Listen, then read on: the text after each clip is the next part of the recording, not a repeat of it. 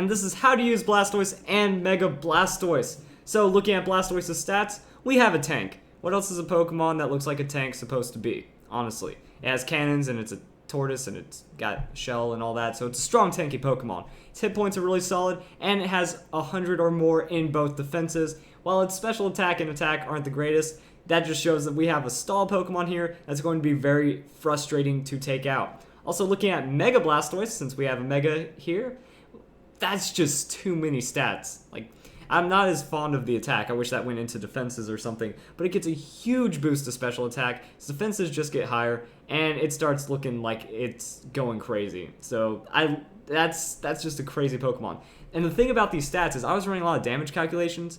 This Pokemon doesn't get knocked out by anything. Like, very few Pokemon get a one-hit KO, and on 1v1 neutral ground, Blastoise wins out a lot of the time against a lot of very strong Pokemon, and I'll go into that later with its moveset, but overall this Pokemon's really tough to knock out when built right, and is just a Pokemon that can score tons and tons of KOs. Well, not tons and tons of KOs, but has a lot of 1v1 matchups that it just straight up wins very decisively. So let's go and look at its typing. It's water type, which means that's only weak to grass and electric, which means that that's pretty much the only thing that gets to take it out, honestly. It also does have weak coverage against fairy types, as a Mega, and that's kind of it. It's honestly just a very strong Pokemon.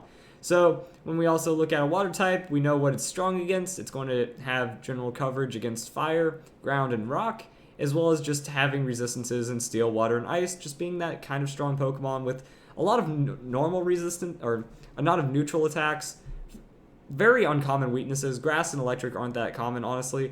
And even then, a lot of grass and electric Pokemon don't really intimidate it unless they're super, super hard hitting. So let's go and hop over into our Pokemon Showdown as we do. This is pretty much your standard tanky build on Blastoise, I feel.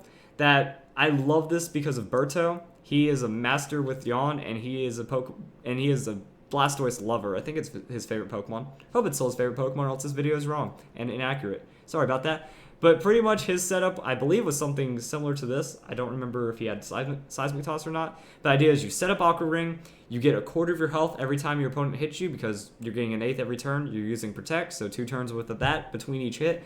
And then you set up Yawn.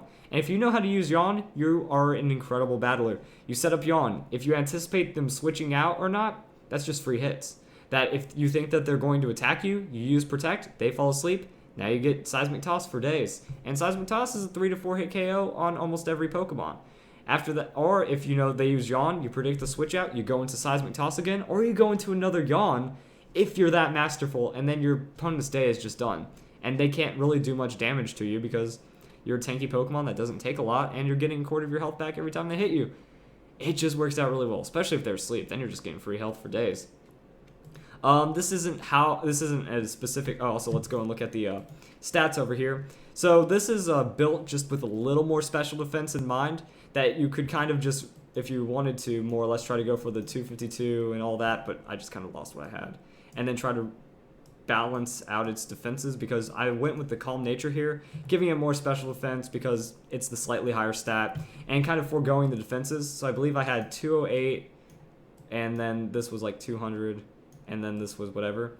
And this is one of the stronger things I found, that through running damage calculations, you're taking, I believe, like 8% less damage from special attacks, but you're taking 5% more damage in defense. Thus, it's balancing out, and since special attacks threaten you, since you're weak against Fairy, those are more special attackers to a degree. Grass and Electric are more special attacks. So with that, I decided, you might want to spec special defense, and you're still really strong defensively, and you still have a lot of hit point bulk. Here are the other move options you have. Oh, this should be, here we go. Here's where all the other move options you have. This should be Toxic, by the way. But the idea is you can have Ice Beam for just offensive coverage, hits Garchomp, Dragonite, hits a lot of threats really well. You have Iron Defense because you can just kind of spec hard into special defense, spec hard into health, and then Iron Defense your way to victory. So you can swap out one of the moves for that. You also have Scald. Scald is a very good option because you can burn your opponent. You just Scald, use that stab, get a nice little damage, Scald, 30% chance to burn, so 1 in 3 hits, somewhat. Maybe 1 in 4, or 1 in 1, depending on how good or bad your luck is. And yeah, you burn your opponent, now they're ticking down, they're taking an eighth of their health, you're gaining an eighth of your health, it's a win-win. And then Toxic. So pretty much what you want to do is with Yawn, you can swap that out for Scald or Toxic, and you're good to go. Play it right like a tank, and that's how you win. Looking at this Blastoise, this is a Double Battles Blastoise set I had that particularly works with rainy teams, that if you have Drizzle or a Pokemon that sets up Rain Dance, you can just kind of figure out how to play it from there. Surf is really good because you have that Water Absorb and Dry Skin on Pokemon, really making those Pokemon get a lot of health back while hitting both of your opponent's Pokemon and benefiting yourself. So that's always nice. Ice Beam because of its before mentioned coverage. And with this, I like this setup again because you're specializing in that special defense weakness while still being good defensively and having overall hit points bulk. You can also just go 252, 252, 4 if you want to be a very rounded tank, or you can still kind of switch it up and go a bit more defense and less special defense, depending on how you want to endure those hits, what you think your team might need, as I always say, what you think you're more weak against. Since it is a physical meta, you might just want to pay a little more respect to having defenses. It's all up to you. And then we also have Haze. Generally in rainy day teams, you're not going to have a lot of stat boosting, so you can just have this as a way to disrupt your opponent. That Aegislash? Nuh-uh. That Swag Play? Nuh-uh. That Kangaskhan? Nope. You just try to make sure that that thing does not get powerful. And Haze helps you secure that while you have a nice strong Pokemon next to you.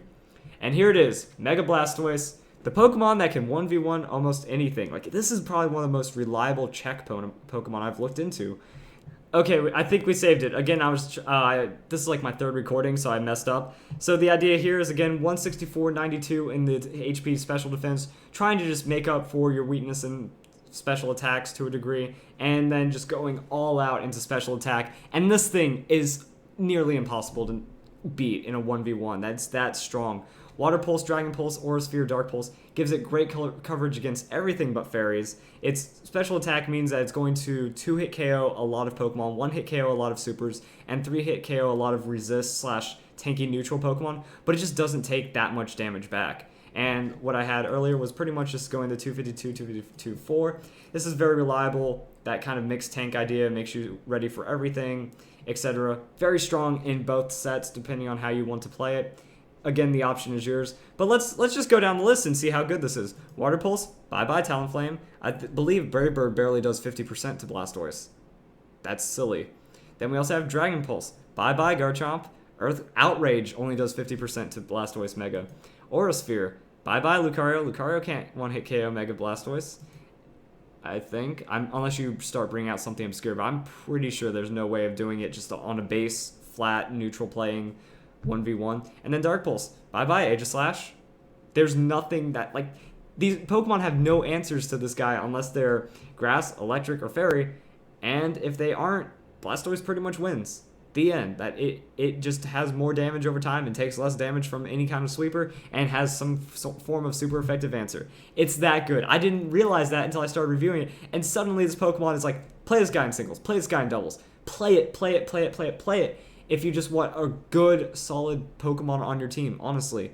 That, you know, you knock out or you get knocked out, you go into Blastoise, and it's one of the safest things you can do. And if your opponent doesn't expect it, you might score a KO. You might score 2 KOs, depending on if your opponent can even handle it, and use it to stop your opponent's momentum and regain your own. Hope you guys enjoyed this video. That's how you use Mega Blastoise and Blastoise, and I hope you all have a nice day.